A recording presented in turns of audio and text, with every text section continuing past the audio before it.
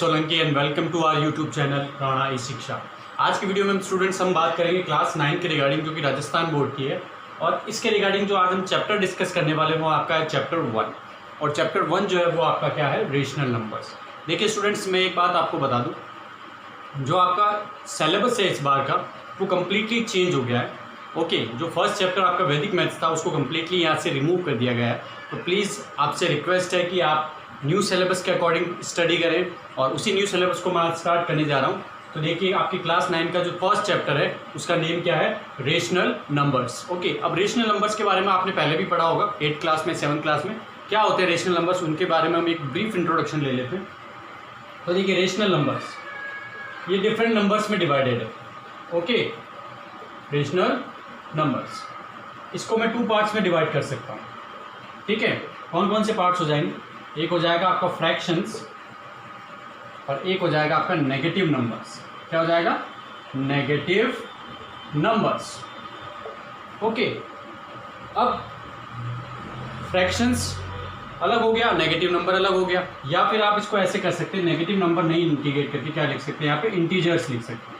क्या लिख सकते हैं स्टूडेंट? इंटीजर्स। इंटीजर्स क्या होते हैं? जिसकी वैल्यू प्लस में भी होती है, माइनस में भी होती है। अभी मैं आपको डिस्कस करूँगा। ठीक है, चलिए अब इंटीजर्स को हम 2 पार्ट्स में डिवाइड कर सकते हैं। ओके, फर्स्ट क्या होगा आपका होल नंबर और सेकंड होगा आपका negative numbers. Negative numbers. Okay, और जो होल नंबर्स है उसको आप 2 पार्ट्स में डिवाइड कर सकते हैं, 0 and natural numbers.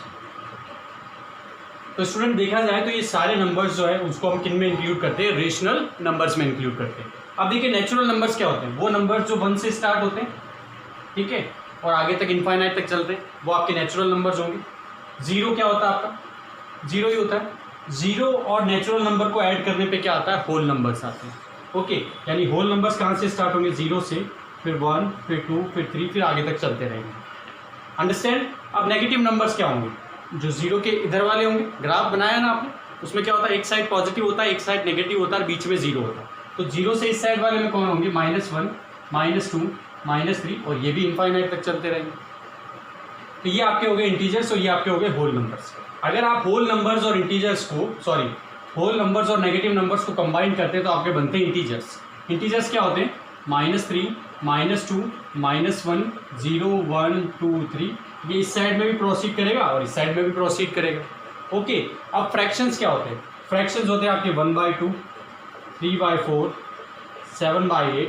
These are the fractional numbers. Okay, तो फ्रैक्शनल नंबर्स और इंटीजर्स को आप कंबाइन करेंगे तो आपका कंप्लीट क्या बन जाएगा, रेशनल नंबर्स बन जाएगा। ओके स्टूडेंट, आई होप आपको ये कॉन्सेप्ट अंडरस्टैंड हुआ होगा रेशनल नंबर्स का। यानी इन सभी नंबर्स को हम अगर कंबाइन कर लें तो आपका क्या नया नंबर निकल के आएगा, वो आएगा आपका रेशनल नंबर्स। चलिए अब रेशनल नंबर्स को देखो आइडेंटिफाई कैसे करते हैं। रेशनल नंबर जो है आपका, उसको हमेशा आप एक फॉर्म में रिप्रेजेंट करते हैं, और वो रेशनल नंबर्स की फॉर्म क्या होगी? देखिए वो होती है P/Q। यानी अगर किसी भी नंबर को आप P/Q की फॉर्म में लिख सकते हैं तो वो आपका क्या होगा, रेशनल नंबर्स होगा। तो देखिए आप किसी भी रेशनल नंबर्स को लिखना है तो आपको कैसे लिखना होगा, P/Q की फॉर्म में लिखना होगा। ओके, अब P यहाँ पे क्या होगा और Q यहाँ पे क्या होगा, तो हम क्या नोट करेंगे, P and Q are integers. क्या होते हैं ये? इंटीजर्स होते हैं। यानी P की वैल्यू भी इंटीजर होगी और Q की वैल्यू भी इंटीजर होगी। और इंटीजर की वैल्यू मैंने क्या बताई थी अभी आपको, -0 और प्लस। ये ऑल नंबर्स को हम ऐड कर दें तो हमारा क्या बन जाता है, इंटीजर्स बन जाता है। अब इसमें एक कंडीशन जो और अप्लाइड होती है, because Q is not equal to 0।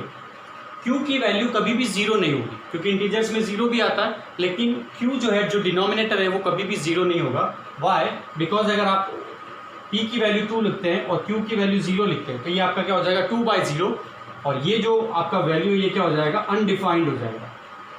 क्या हो जाएगा स्टूडेंट? अनडिफाइंड। इसको आप डिफाइन नहीं कर सकते, और इसका आंसर क्या था, इन्फिनिटी। आप इसको ऐसे रिप्रेजेंट करते हैं। तो जिस नंबर को हम रिप्रेजेंट नहीं कर सकते, डिफाइन नहीं कर सकते, तो उसको हम वैलिड भी नहीं मानेंगे। तो Q की वैल्यू आप ध्यान रखिएगा कभी भी 0 नहीं हो सकती।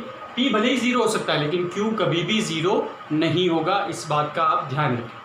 ओके, अब स्टूडेंट्स देखिए आगे बढ़ते हैं हम एक्सरसाइज की ओर। एक्सरसाइज आपकी 1.1 है, और इस एक्सरसाइज का जो फर्स्ट क्वेश्चन है वो आपका रेशनल नंबर से रिलेटेड है। और वो क्या है, देखिए आपको इसमें पूछा गया है कि 0 जो है वो क्या रेशनल नंबर है, और अगर वो रेशनल नंबर है तो उसको आप p बाई क्यू की फॉर्म में रिप्रेजेंट कीजिए। ओके, तो देखो आपका नंबर क्या है 0, इसको आपको क्या करना है कि ये रेशनल नंबर है या नहीं है ये बताना है। तो देखिए हमारा रेशनल नंबर किसकी फॉर्म होता है, the form of rational number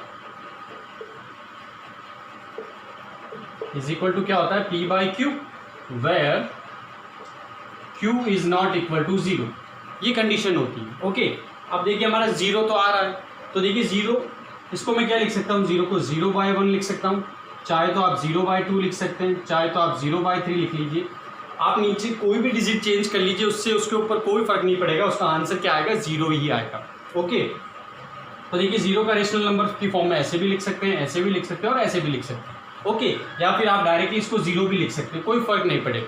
in सब का आंसर क्या आने वाला है, अल्टरनेटिवली 0 ही आने वाला है। ओके, तो देखिए 0 को मैं p बाई क्यू की फॉर्म में लिख सकता हूँ, बिल्कुल लिख सकता हूँ। यहाँ पे p की वैल्यू 0 हो जाएगी और q क्या हो जाएगा 1, यहाँ पे p 0 हो जाएगा, q कितना हो जाएगा 2, यहाँ पे p 0 q is equal to 3। यानी आप q की वैल्यूज चेंज करके क्या कर सकते हैं, रेशनल नंबर्स बना सकते हैं। बस आपको ये ध्यान रखना है q 0 नहीं होना चाहिए, जो कि मैंने यहाँ पे शो कर दिया। ओके, तो q is not equal to 0। So आप आंसर में क्या लिखेंगे, yes it is a rational number, यानी 0 भी क्या है आपका एक रेशनल नंबर है। अब देखिए स्टूडेंट बात करते हैं question number second. Question number second में क्या गिवन है, find the 6 rational numbers between 3 and 4। यानी आपके पास 2 नंबर्स है, एक नंबर है आपका 3 और सेकंड नंबर है 4। इन दोनों के बीच में आपको कितने नंबर्स फाइंड करने हैं, 6 रेशनल नंबर्स फाइंड करने। ओके, तो अब देखिए वो कैसे फाइंड करेंगे। अगर आपके पास नेचुरल नंबर गिवन है तो आप क्या करेंगे, जितने नंबर्स आपको फाइंड करने के लिए कहा गया है उससे एक ज़्यादा से आप क्या करेंगे, मल्टीप्लाई भी करेंगे और डिवाइड भी कर देंगे। कैसे, देखिए हमें कितना फाइंड करने के लिए कहा गया है, 6 रेशनल नंबर्स। तो देखिए 3 को मैं किससे मल्टीप्लाई करूंगा, 7 से मल्टीप्लाई भी करूंगा और 7 से डिवाइड भी करूंगा। अगर यहाँ पे 7 रेशनल नंबर्स आता तो मैं यहाँ क्या करता, 8 से मल्टीप्लाई करता और 8 से डिवाइड करता। एज इट इज इधर भी करेंगे हम, तो देखिए इधर वाला का क्या हो जाएगा, 4 मल्टीप्लाई बाय 7 डिवाइडेड बाय 7। क्योंकि देखिए मल्टीप्लाई और डिवाइड किस लिए किया गया है, क्योंकि आप 7 से 7 कट करेंगे तो वापस 3 आ जाएगा। इधर भी 7 से 7 कट होने पे क्या होगा, 4 ही आएगा आंसर। अब देखिए हमें इनके बीच के नंबर्स निकालने, वो कैसे निकालेंगे। देखिए फर्स्ट ये कितना हो गया 21/7 और ये कितना हो गया 28/7। सिंपल है, मल्टीप्लाई कर लिया मैंने।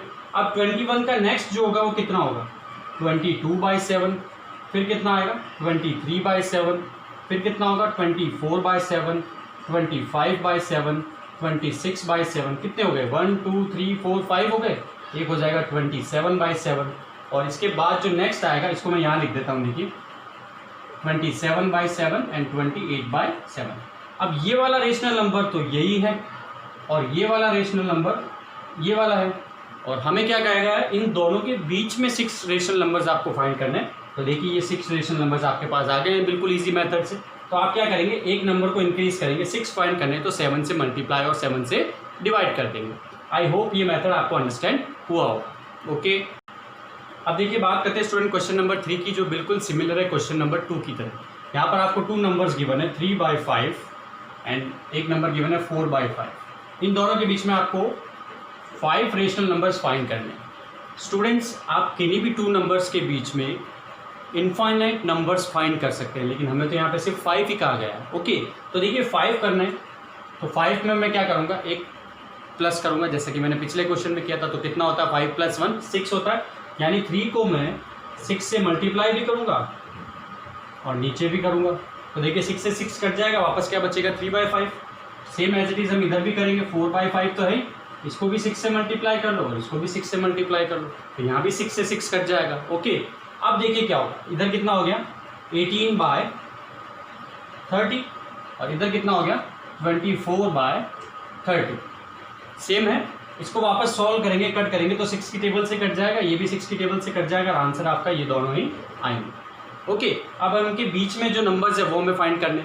तो देखिए 18 से बड़ा कौन होगा 19, तो हम लिखेंगे 19/30।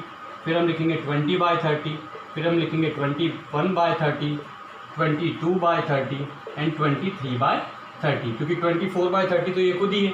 तो देखिए टोटल 5 नंबर्स इनके बीच में आ गए हैं आपके, जो इन दोनों नंबर्स के बीच में क्या करेंगे, लाई करेंगे, दोनों के बीच में आएंगे।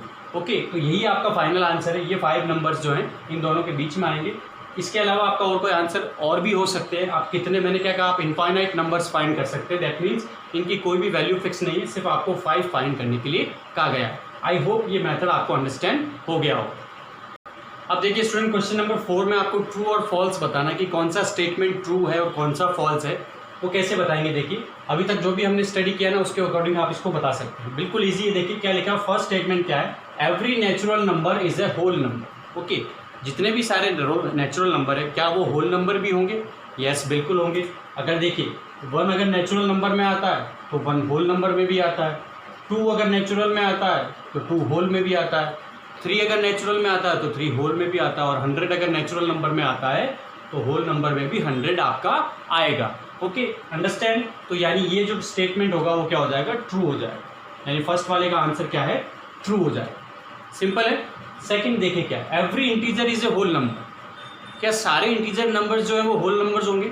देखिए अगर आप इंटीजर 1 लेते हैं तो होल नंबर्स में भी 1 आता है, अगर आप 2 लेते हैं तो होल नंबर्स में भी 2 आता है। लेकिन अगर आप इंटीजर माइनस में ले लेते हैं, फॉर एग्जांपल -1, तो माइनस वाली वैल्यू कभी भी होल नंबर्स में नहीं आएगी। दैट मीन्स ये आंसर क्या हो जाएगा आपका, फॉल्स हो जाएगा। सिमिलरली तो आप क्या लिख सकते हैं, every integer is not a whole number. यहाँ पे क्या लिख सकते हैं आप, every natural number is a whole number. ठीक है। लास्ट थर्ड स्टेटमेंट देखिए, every rational number is a whole number. Okay, तो ये तो आपको सीधा ही दिख रहा है, इसका आंसर क्या होगा, फॉल्स हो जाएगा। वाई फॉल्स क्यों हो जाएगा ये? देखिए फॉल्स इसलिए होगा क्योंकि रेशनल नंबर क्या होता है, 1/2 भी हो सकता है, 3/2 भी हो सकता है ना। लेकिन होल नंबर जो क्या होता है वो तो सिर्फ सिंपल डिजिट्स होती है, 0 1 2 3 4, वो कभी भी फ्रैक्शन में नहीं आता। तो इसका आंसर क्या हो जाएगा आपका, फॉल्स हो जाएगा। आई होप ये तीनों स्टेटमेंट्स आपको क्लियर हो गए होंगे। यहाँ पर आपका जो एक्सरसाइज 1.1 है ये फिनिश होता है। ओनली 4 क्वेश्चन है इसमें, तो आप इसकी प्रैक्टिस कीजिएगा और आप रेशनल नंबर्स को अंडरस्टैंड करने की कोशिश कीजिएगा। बिल्कुल सिंपल कॉन्सेप्ट है और बहुत ज़्यादा काम आने वाला नंबर है। वीडियो में अगर आपको कुछ भी पसंद आया हो तो इसे लाइक ज़रूर कीजिएगा।